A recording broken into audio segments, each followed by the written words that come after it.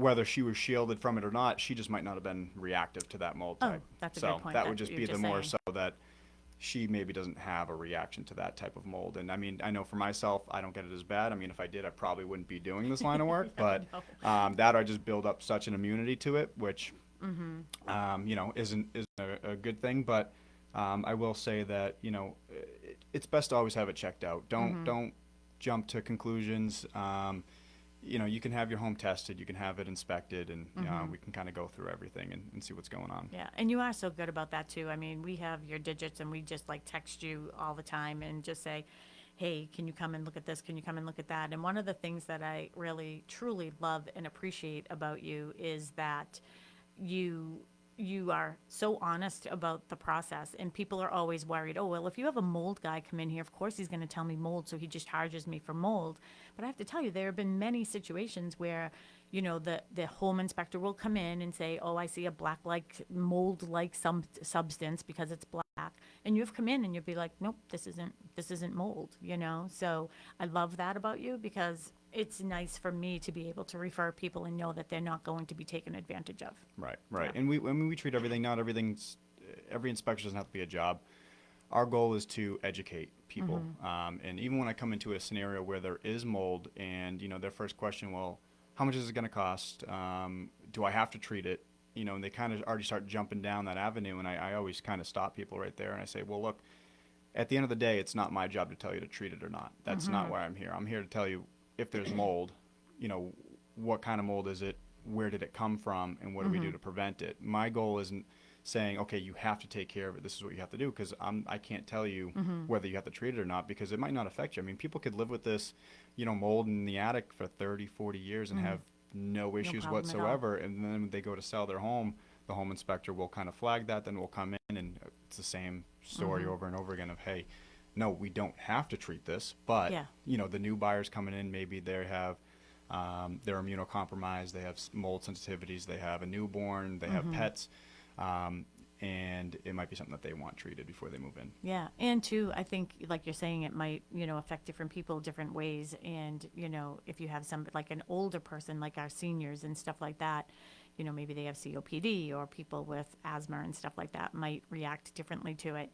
So let's talk a little bit about like when people call you, and I think you were talking about whoever that other agent was, that he has like this radar, and I feel like my literally my cheeks will like start to burn, Yeah. and I know it's not in my head, but I do have a nose for it. And you were in the office the other day dropping something off, and I was like, can you come here for a second, because when I come down, like something kicked on downstairs, because I have a dehumidifier downstairs, because I'm not petrified of mold, but I don't like that moldy, mildewy smell. No. And maybe we can talk a little bit about that. What's the difference between mold and mildew? Sure.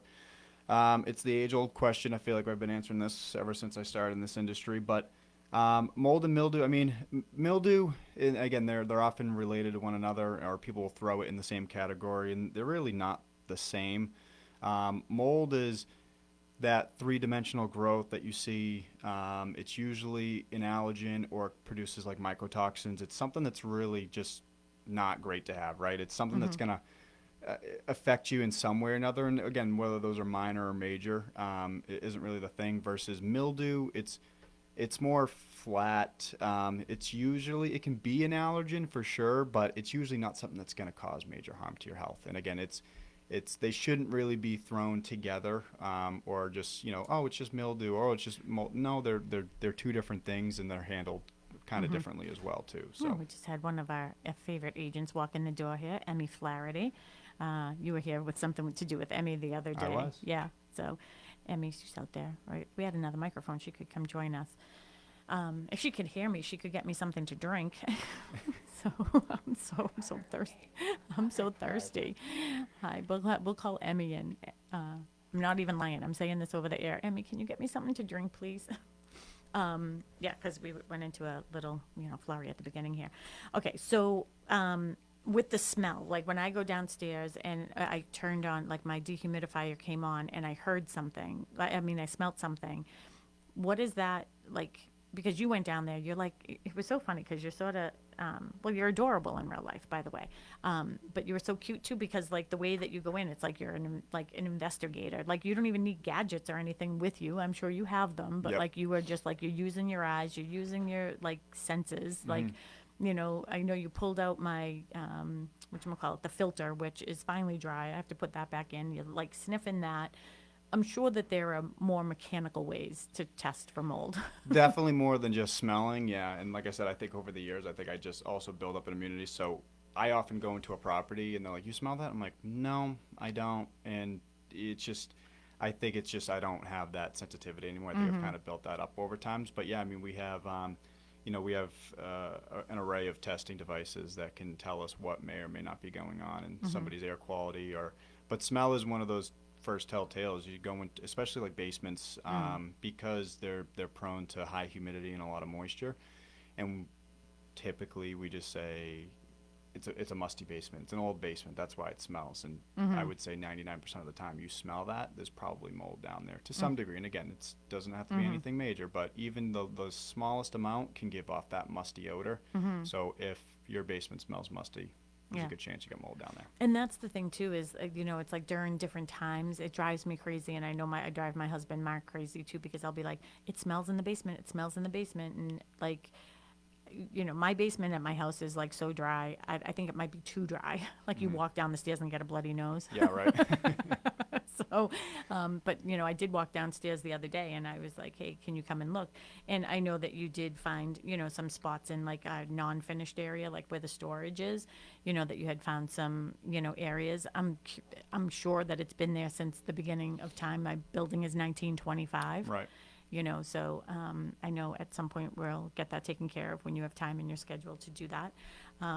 So tell me about, one of my concerns is, when when you can see mold, that's great, but what do you do for like a situation, like can you see, are you Superman? Can you see through walls? Yes. You Yes, I can. Okay. No, for those, I think I know where you're getting at. So Yeah. the areas where, and we get this asked a lot too. How do I know if there's mold behind my walls? How do I know if there's mold here and I can't see it? One of the best things, not all mold's visible, and usually when mold is visible, that just means that you have a lot of spores clustered together and it's really have the time to grow itself. Um, we could do to determine if there's something going on in the air quality. We can do air quality testing. That'll kind of tell us that, which is also used in remediation. So after remediation's done, we usually do air quality testing after all of our projects, because anybody can come in, make it look good. It's another thing to actually make sure you treated the air quality, and you left the space, habitable and clean for the homeowners or whoever's going to be in the space. So we can do air quality testing. That'll kind of tell us what's going on in their air and say, is there a problem? Is there not a problem? And really just beyond that, if mold is, say, behind a wall, right? If that wall is sealed, there's a good chance that mold isn't breaking through anyway, so it's really not going to affect you. It's really an issue when it kind of breaks through and roots through the surface. Because you could say that about any house, even new construction homes. You could say, well, what if there's mold behind there? Well, what if there was? What are you going to do? You're going to have to open up every wall cavity, and you're just going to be chasing this. And again, it doesn't matter whether your home's from the 1800s or it was built this year. You can still have a mold issue. We have to be real about it too. We really have to say, if this is behind a sealed space and it's relatively clean and the conditions in the home are clean, there's a good chance that there's mold. There's probably not mold behind there, but even if it was, again, it's not going to play a role in your air It's not quality. going to get in there. Okay. I did have more questions about that, and I see other things too. That I do want to talk about the health risk, because maybe this will sort of go in conjunction. Because I do remember one time earlier in my career, and I was working at another firm, and obviously, like, because I didn't have my own then, and I remember that one of the women, her mother, was getting really sick. It was all like lung related type stuff. And what they realized was, actually, she ended up passing away. I'm not going to say it was from this situation, but she ended up passing away, and she was really, really sick. And in her bathroom, the bedroom was on the other side of it, and the wall to the bed was on the same side as where the shower was. And they noticed that there was a leak. And this is one of the things, Melissa and I have been talking about this a lot too, is especially with our senior citizens, which just is really like my love right now, because they're, just the cost of living, they're on fixed incomes, they don't have the money to fix and repair things. And I wonder if this was the situation too, or the dad thought that he was doing the right thing, but there was a leak in the shower, and probably no fan in there. So every time, he would see the mold and stuff up on the ceiling, he would just like paint it. But he was, like we were saying, you're not getting rid of the issue. Right. Right. Right. And after the mother, had passed away and everything, and they were going through the house, they decided to cut out like the ceiling and behind the shower because they wanted to like do it the right way. And it was just the whole inside of that wall was just all black mold. Yeah. Yeah. So that's what I mean when you can't see in there. But I mean, you're saying maybe it didn't penetrate through, but I don't know, like when you have it in there that much. In that scenario, I say it probably would, especially in a high moisture area, such as a bathroom, and you don't have a bathroom exhaust fan, or you're not even if you do and you're not running it the correct way. Yeah, I mean, you're constantly putting moisture in that space, especially if they did paint over it. So that means the mold did already, it had rooted into the drywall or Yeah. into the building material. So at that point, it already is a problem. And I'm not saying if you have mold on your bathroom ceiling, you have to replace the drywall. You don't. Yeah. As long as you clean and treat it properly The right and you way, get yeah. to it faster. I've seen bathroom ceilings that are, all different colors, and it's those scenarios typically, yeah, okay, you got to take it out at that point, but we have moisture meters too. So typically once drywall or any other porous material reaches a certain moisture percentage, we'll have recommendations to have it removed or clean, treated, and, painted over. Do you have situations where you do walk into people's homes and you're like, oh my goodness, like how are you living? Like, why have you let this go so long? Absolutely, I just don't say that.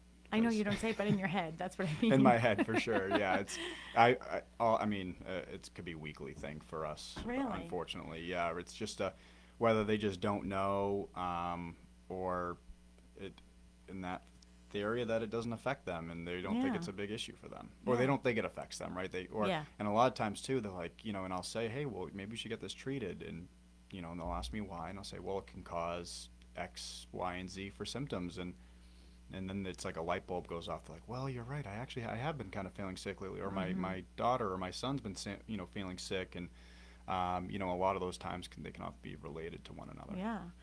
Yeah, it is. And like I said, one of the things that I've been recognizing and noticing is, going into some of these homes, and, I'm not picking on the seniors. I just think our seniors, like I said, they're in a situation where they don't know. And I actually had David Tortolot on from Homestead Mortgage a few weeks ago as well.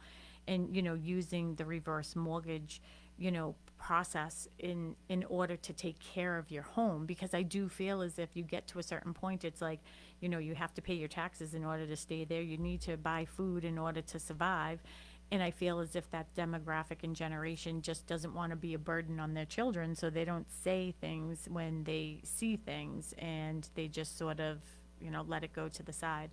So you had mentioned health risks. So what are some of the concerns and health concerns that people can get and will affect them?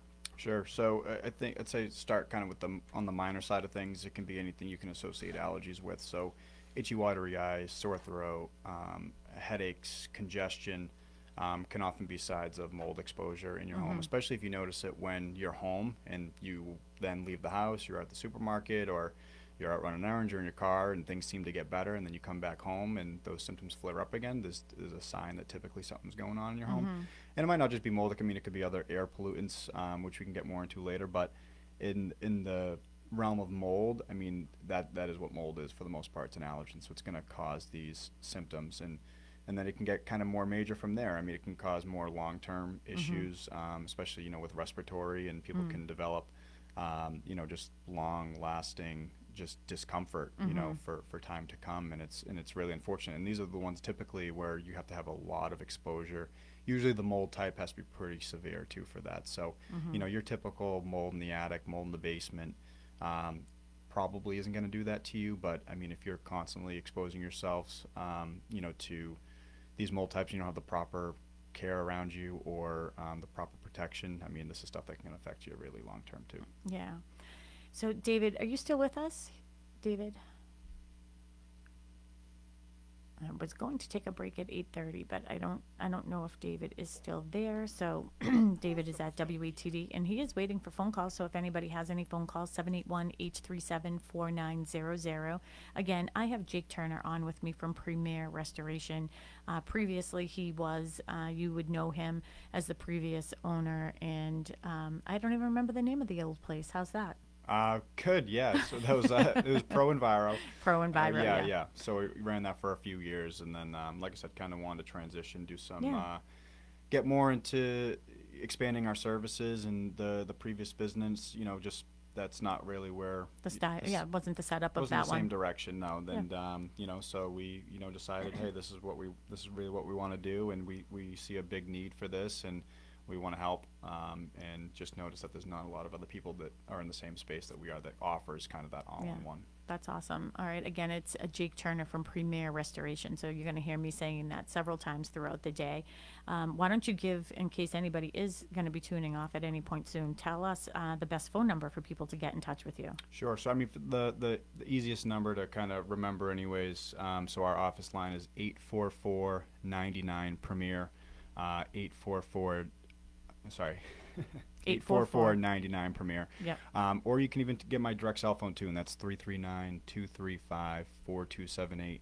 And I'm easy going, so I mean, you could even send me a text, Yeah. a couple photos. Sharon, you do that. I If you do find it all the something, time. Do you I say- drive you crazy? No, you're fine. I like it, and something because it puts a visual to it too. And I mean, honestly, like we're busy, so I can't always answer the calls. But if you send me a text and you follow up, Yeah, you're so good about it. you can send something over to me. And most of the time, I can kind of see what's going on. I still usually have to come out to the property. I can't Yeah. just say based on pictures, specifically what's going on. But Yeah. it's a good start. At least I have an idea of, okay, this is the area that we're checking out. This is kind of the extent of it. Let's set up an appointment and come check it out. And that's what I had done too. And I sort of felt bad too because you had helped us out before previously with my daughter who lives in the South End, and you went out to her apartment, and boy, does she have some water issues and things that over there. And I sent you that text, and we were really hoping that they were going to hire you to do that. I mean, that's where my hands were tied because we're not the landlords over there. But you were so good about checking in and helping my daughter in that situation. So I really do appreciate that you did that for us. And now she just has something under the sink. But that's the thing is, like, a small little leak today can end up being a huge thing down the line, right? Yeah, yeah, for sure. Especially in that scenario, that's the typical under the sink. Something's loose, something's leaking under there, and usually our sinks they're all packed with cleaning products and supplies, so you don't even notice it until one day you go to grab something out of there and the floor of the sink is collapsing, or a strong musty smell hits you, or something goes on. You pull everything out and you realize that you get some mold going on under Yeah. there. It's funny because when I did my call in yesterday to promo our show today, I was talking to Rob Hackler, and that's exactly what he had said. He's like, one day you just open up underneath your kitchen cabinet and you're like, that seems a little damp or soft or Yeah. wet or whatever. And that's when you realize that you have the problem. But that's one of the suggestions I had is, quarterly people should be walking around their house. We talk about it all the time here. Like, the reason why I say do it quarterly now too is because I one time found a crack in my chimney because I never walk on that side of my house. So I never saw it. I went over to say something to my painter and I was like, wait, there's a big crack in my chimney. So I think when people are looking around, I mean, your house the best, but you should be taking things out and looking. Yeah. But everyone's in such a hurry right now. Tell me, what are the main areas? Like, what are the most common areas where you're seeing this or you're getting phone calls? I'd say our most common areas, or really is attics and basements. I'd say more on the real estate side of things. So typically when, buyers are, they're having a home inspection, the home inspector typically flags something. They'll say it's a mold-like substance, or there's some discoloration. They'll let the agent or the buyers know, and then they'll give us a call. We'll come out and check it out. So I'd say attic, basement, crawl spaces are the most problematic areas for mold growth because it's not a conditioned living space. It's subject to humidity and moisture over the years, so it has a chance to grow. And then beyond that, for like on the water damage side of things, it could be the kitchen, cabinets. It could be the laundry. It could be a hot water heater. It could anything that's pumps water through or any type of moisture is typically an issue for us, and that can be any time of the year. And as we get into these winter months, we had it last year back. It was actually last February or January. All those pipes froze, Oh, and yeah. my own did. Like my water main itself froze before it even got into the house. It was so bad, and I mean the amount of calls we got for cracked pipes and leaks and everything else, and it was because we're not used to those extreme, Yeah. cold temperatures around here. And Yeah. I mean, I couldn't tell you. I personally don't know the last time that has happened like that, but I'm it married was to a plumber. I could probably exactly tell you when, because that's when he gets the phone calls right. too, right? Yeah, yeah. He doesn't generally get the phone call when it's frozen. He gets it when things have thawed out. Thawed out and everything's leaking And now. that's when things are leaking. So Yep. people are keeping their eyes open for it. I want to give the phone number again because honestly, Jake, the last time we had you on, the phones were ringing all the time. People trying to get in touch with you. Again, I have Jake Turner from Premier Restoration on with us, and we are talking all things mold. So if you have a question for Jake, feel free to call. If you have a call about real estate, I'm here too. So 781-837-4900. You can get in touch with us through the studio, or if you are on Facebook, I know we're on Facebook too, you can catch us on Boston Connect Real Estate, and you can send us a message through Facebook. You can also, I gave my phone number out live yesterday too on WATD, 781-294-4848. I have my phone here if you want to send me a text. I was writing little notes as we were going through. So with the restoration process of things, I'm not going to talk about like ripping things out and doing all of that. When you said, I'm all over the place. I have so many questions for you. I'm just everywhere. And I don't have my sidekick Melissa here with me today. So you were saying the most common areas are the attic, the basements, and the crawl spaces? Correct. Okay. So I want to give people, like, let's give some people some like top tips. Like, don't do this because it's going to cause that. And I'm just going to give you some examples of what I've come across in my life of being a real estate agent and going. And it's funny because I have been doing this so long. When I see things now, I'm like, all right, here's Jake's phone number. You better call Jake because this Right. is what I think. And I think that people think that the price is going to be enormous. So let's not forget about talking a little bit about that before we end today, Sure. too. But I'm going to give you some scenarios. You tell me good, bad, what you should, what you shouldn't do, and why. Okay? All right. So here's scenario one. I went into a home, and it was a Cape style house, and it didn't have dormers on the front. And underneath, there were like these eaves on the front of the house.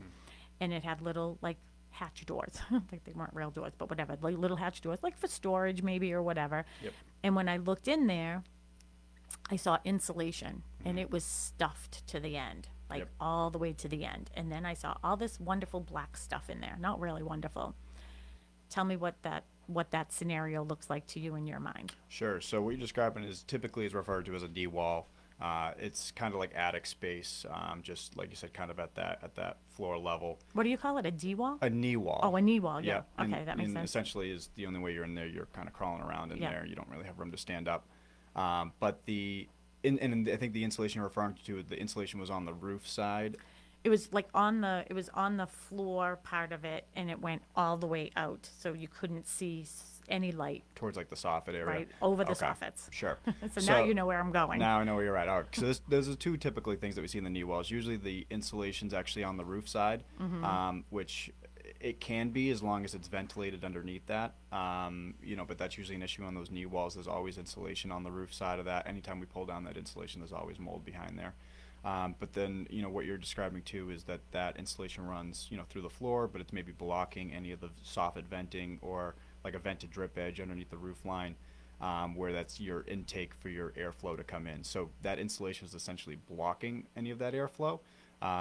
And in the event where moisture gets into the attic, which it usually does, that moisture has nowhere to go and it has nowhere to breathe now. So over time, you're going to get this buildup of moisture, which is going to then turn to some mold growth. So, yeah, typically you want to make sure that your insulation's not blocking any of your ventilation, and that's something that we can help out with as well too.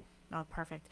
Yeah. So, it's interesting too, because I can understand the mindset of a person who isn't in construction or isn't, that handy type of person and just doesn't understand. Because when that happened in this house, I, brought it to the attention of my client, and I was like, this certainly is like I would say this is mold. I can't say, so you would have to call in someone. And it was, again, you were probably in diapers, Jake, at that time. And, he said, oh, when I looked in there and I could see sunlight coming through, Hmm. I just assumed that that should be blocked because I didn't want the cold air coming into the house in the Right. winter. So I can see why people do the things that they do, but this is why we're here. We're here to educate you on why you shouldn't do those things. And okay, so I'm going to keep on. I'm writing down different things that I want to talk to you about. But not right now. All right. So one of the things that you had said is about doing the insulation on the roof side. So there's one thing too is sometimes people put the insulation on the wrong way, right? Right. So the paper side should be out. The paper side should always face the heated space of the house. Yeah. So in your attic space, the paper should be down towards the ceiling, so it's facing like the interior of the home. Yeah. And then the basement would be essentially the same thing. So the paper would face like the floor, Yeah. not the like basement ground or Yeah. anything like that. And like when you're looking in this knee wall area, you would look up and you would see paper, Yeah. not insulation, right? Right. So one of the things that you hinted upon is, you can do that but you have to have some insulation behind it. So tell people what that is. It's called baffles, right? Yeah, so you would have what's called like a soffit baffle, and that would basically run right at the bottom of the roof decking or right towards the soffit, and that basically creates a channel of airflow for air to still come up through the soffit and into the attic space and vent properly while having the insulation as close as you can so you're not experiencing any of that heat loss. Because that's an issue too. People will come in and they go, "Oh, I need my attic to breathe. I'm going to pull back that insulation." You're pulling back, sometimes just too much. And in the wintertime, you get snow, we get snow on the roofs, and then you have that heat from, your first or second floor escaping up. Now you're starting to melt the underside of that snow, and you're actually going to get ice dams due to the lack of insulation. So the soffit baffles are really good. They achieve that proper ventilation while also maximizing the amount of insulation that you can get in there. So somebody is just sent us a text, and he said, I heard Jake when he was a guest a few years ago, thanks to Boston Connect show. My son contacted him when he discovered a problem with mold. We couldn't recommend him enough for the timely remediation and professional approach to the problem. We are grateful to the knowledge he shared and the assistance he provided. Thank you, Boston Connect Real Estate, for introducing us to so many talented local companies. I have goosebumps going down my legs right now. That's So awesome, the yeah. person's name is John. So thank you, John, for that. And you know what? You made it worthwhile getting up this morning. So Yes, and thank you, John, and thanks for trusting us to come in Yeah. into a family member's home, especially, and helping them take care of that problem. I really appreciate that. Yeah. And that's the thing too is, I say this all the time, and I was talking to somebody recently, and, I am so fortunate, and especially in my office, like Kate Fisher just walked in. She's another full-time real estate agent here at Boston Connect Real Estate. I don't know what she and Emmy Flaherty, another full-time real estate agent here at Boston Connect, I don't know what they're up to today, but I'm sure if you had any real estate questions or needs, you could come by the office and they could help you at 19 Mattakesett Street. We're right here in Pembroke Center, across the street from Stop and Shop. So you are listening to Talk Real Estate Roundtable. Jake Turner, Premier Restoration, is on with us. And this message from John, it really does, people will say, like, what is the value? Like, why do you do this show? Do you get a lot of business out of the show? I'll be honest. There are people who do definitely call me because of the show. When I have my agents on Tuesday nights have become agent night, they're getting phone calls and everything. But it really is about giving the value, and the only people that I will have on this show are the people that I would have in my home. So that's you, obviously. And here's the truth. Jake bought two houses with somebody else, one of the best agents on the South Shore. I love her. So Cody Rowland, a big shout out to her. She is wonderful. I love her. She is, I wouldn't say like a good friend, like we hang out, but like Right. in this industry, I would consider her a friend, and she is wonderful. So that isn't what it's all about for us. It's really about educating and bringing value. And John, you just literally made my day. So John, if you wouldn't mind going on to Google reviews and giving Boston Connect a 5-star review. We're trying to get our reviews up. I have homework because I hired a Google specialist to help me with the profile. He's like, you need to get reviews. Like, you have so many great stories. So, John, go on to Boston Connect Real Estate and give us a 5-star. and I would love that. So we're talking about, all right, so we talked about the bathrooms. I'm going to give you a scenario number 2 that I've come across. I went into somebody's home. I was doing an analysis. I'm walking through, and I got to like this section that was sort of like an in-lawish type thing, and I saw the bathroom, and I saw the mold-like substance. I actually gave the guy your phone number, so you might have gone there. He ended up listing it with somebody else, but I saw it, and I was like, And then I saw mold on the door, and then mold on the ceiling, and then like in different areas I could see where they were almost like trying to wipe it up as well too. I mean, that's the thing. You can't hide it. Like, if you don't know what you're doing the right way, like, Right. don't try to hide it. And I said to him, I have a feeling that you're going to have mold. And then I looked up and I was like, can I see up into your attic? So he had to pull down, went up there, and I noticed the fan from the bathroom. Well, when I went downstairs and I was like, are you having a problem with your fan? And he said, yeah, it's not working right. And then when I went upstairs, I also noticed that it wasn't going to where it's supposed to go. So what do you think about this situation and why that happened? Sure. So, improperly ducted bathroom exhaust fans are probably one of the most notorious for mold growth, whether it's in the bathroom or the attic itself. In the event where it's not ducted properly, that moisture it's not exiting the property, it's staying within the home.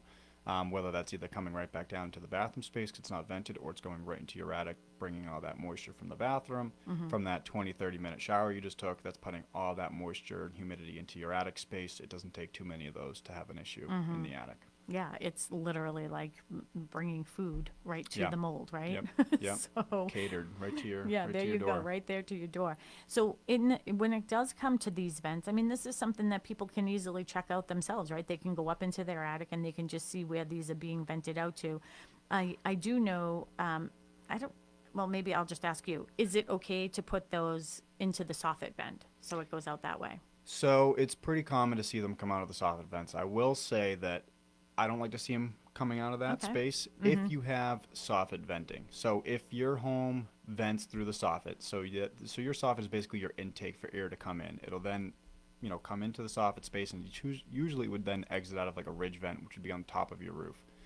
Now that soffit vent, if it is vented and now you have that bathroom exhaust vent also coming out of the soffit, that means all that hot, humid air that's coming out is getting circulated right back in. So you're just creating kind of this circulating. Now it's just a tornado of moisture. Yeah, pretty much, and it just keeps coming right back in. So typically, I like to see that if you have soffit vents, you should actually have that bathroom exhaust vent vented right through the roof. It's a straight shot, right in and out. And I know typically people are prone. They said they don't want to put holes in the roof. They don't want to do this and that. As long as it's installed properly, Yeah. it's flashed properly, it's siliconed, you're not going to have moisture coming back in, and that is just the best case scenario to have that, that vent. So you know the I know it's not a pipe, but it's like the tube, what is that called? There's like the venting, like the what is it? The tube thing where the fan comes out of. I feel like right now we're on like a talk show, not a talk show. We're on like one of those, like the pyramid game. Yeah, right. I'm trying to explain to you what I mean. But it's like the long, it's like not styrofoamy, but whatever it is. And what you're telling me we should get out of the roof, vent out to the roof, right? So it's a vent. A vent, okay. It's just a vent, yeah. But the whole pipe thing, like, Right. does mold get into that? It's not a pipe. It's like more squishy. Yeah, so they call it's like an accordion style vent. But Yeah. it's still a vent. Okay. But the way that it's like ducting is basically Ducting, yeah, yes. okay. Because when I think vent, I'm thinking where it's Yeah. exiting, right? But the ducting So the work. duct Yeah, work yeah, itself. Okay. Yeah. And there's a couple different styles too. The duct work, your typical, your accordion style. It's it's pretty thin stuff. That stuff over the years can really deteriorate. It takes on a lot of heat, a lot of moisture, and those things typically end up falling. So we've seen them in the attics where they were vented the right way, but they actually just kind of disintegrated over time. Oh, really? Now they have ones that are actually like insulated. Oh. They're a little bit thicker, but they're going to really retain all that moisture. They're going to vent everything out properly. You're not going to have any heat loss, scenarios that we're worried about, and they'll typically hold up, in Okay. time. So what about like, because I've seen situations too where people are moving those around when they go up into their attic and they're pushing it to the side. That's the other thing too. Just be careful when you are doing that because you can easily push it right out of the vent where it's Yeah, going, you knock right? it right out, or sometimes the vents are too long too. Like I've seen them where they run from one end of the attic to the other. I mean, over 20, 30 feet, and that's just, yeah, Way too long. way too long. I would say at most, I don't know what the protocol is or what the standard would be, but I wouldn't want to see that more than 6 or 8 feet long. So is there a code to it, I wonder? I wonder if there's a There code. very well could be, and I don't You know just what don't it would know. be, but I would imagine shorter's the better, Yeah. which you just don't want, because I mean you're really like you're almost pulling water. Mm-hmm. It's moisture, but you're pulling water from your bathroom Yeah. through this long ductwork, Yeah. and that's spanning over your ceiling and all your insulation and everything in your attic space. And if that were to continue, if that were to fall apart and not, Mm-hmm. vent to where it's supposed to go, that's all going to come right and just sit Yeah. right in your attic space or even come through. Yeah, because what I've seen people do is like when they're moving it around because they want to get their suitcases up there or their Christmas tree or whatever the heck they have up there. I've had totes of rocks up there from when my kids were little and had to have a rock every time we went out. But when they're moving them around, it's almost like I've seen them where they've fallen in between like two of the beams. Yep. So it's almost like water like sitting in there. So those are Yeah. things that are going to cause Absolutely. mold growth too, right? Of course, yeah, and then Yeah. and if that were to leak and crack, now you have all that water just kind of coming now into your ceiling. Now you're getting water damage in your ceiling. I love how you just said, of course. Like, of course, Sharon. But, like, I'm asking questions so people on the other side, I know these answers. Remember, there's people listening. Right, right, yeah. Okay? If you Maybe they don't know. right, if your ductwork is sagging or you have a big Yeah. hump and it's in between your floor joists, yeah, that Yeah. shouldn't look like that. Yeah. So let's get that fixed. Yeah, let's get that fixed. So let's talk about that a little bit. We have 5 minutes left. So what are some of the things that, like, let's just say, hey, I don't know if I have mold.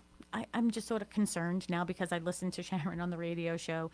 Do you have like a process where, people can, you charge people to come out and just do an assessment just to sort of just looking, not because you think you have a problem, but just so you can, make sure you don't. Yeah. There's a word I'm thinking of and I can't talk this morning. I That's didn't all- have coffee.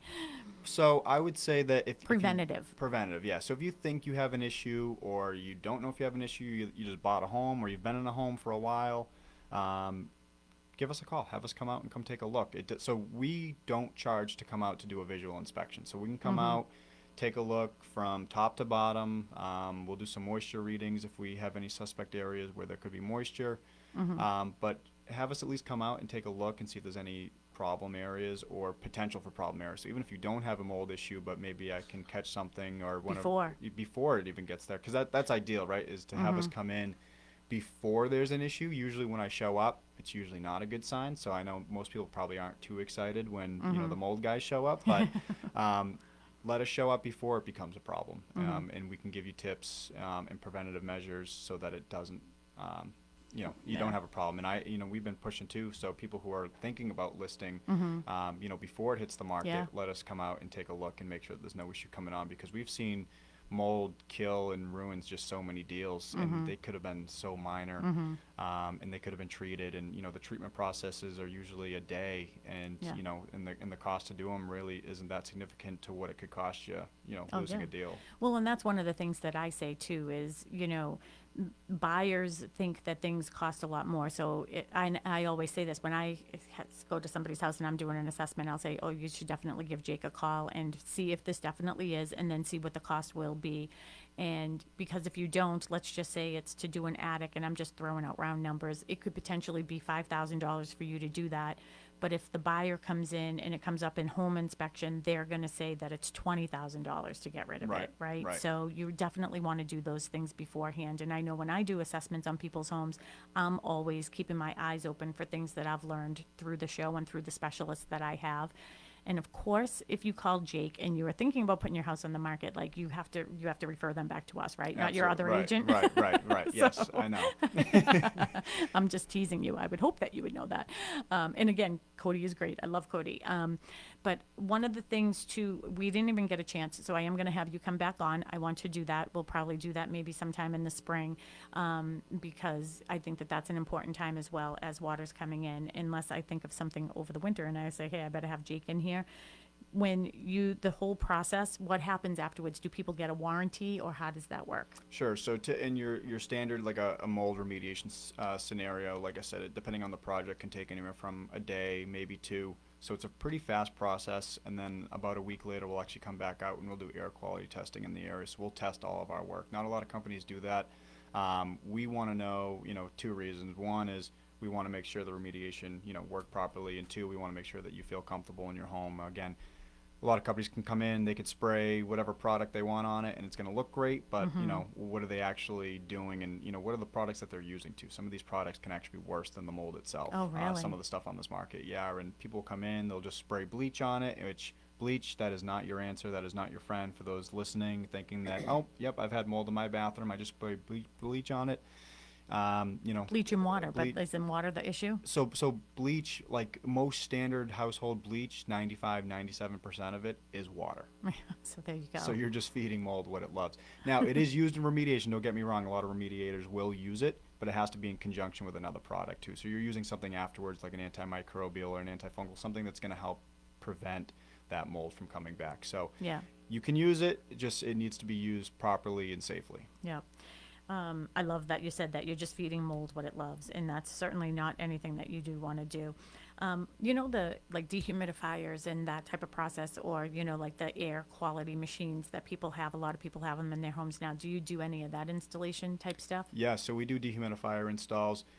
Air quality, like air purifiers and stuff, typically you don't need any type of hard install for that, but we Yeah. can make recommendations on certain brands or depending on the size of the space too. So we want to make sure that whatever you're buying is going to actually treat your space. And that's the biggest thing even with dehumidifiers. People go, oh, I just bought a brand new dehumidifier, and they have a 2,000 square foot basement, but it's only rated to do 300 square feet. Yeah. Well, you're going to need probably 8 more of those to do what you need to do, and good luck to your electric bill there. But so I we know. can come in and make recommendations and even provide installs too, and make sure you get the right machine. That's awesome. Well, again, we had Jake Turner on with me today from Premier Restoration. You really are just truly the best of the best when it comes to this, and I love having you come on. I love introducing you to my clients. I have to thank John again for his wonderful endorsement of you and of Boston Connect Real Estate. I really appreciate that.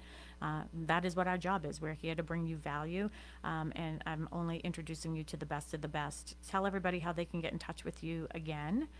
Sure, so you can reach our office at 844-99-PREMIER, or you can reach me directly. That's 339-235-4278. Also, our website, Premier Restoration MA, like the state, Premier Restoration MA. And you can actually fill out a request right on our website. It Perfect. goes right to us, and we can schedule an appointment right away. That's awesome. And if you want to listen to any of our past shows, you can certainly find our past shows on our podcast, which is Talk Real Estate Roundtable. You can also go to bostonconnect.com. That's an easy way to get to all of our resources that we have with our radio show. And if you want to reach out, 781-826-8000, you can get in touch with us. And Dave, are you still there? I'm feeling like I'm not sure if our show is ending or not. Yes, I'm still here. I'm sorry. No, that's okay, David. So I are we? was listening to you. Oh, good. It's a very interesting topic, isn't I it? love your show.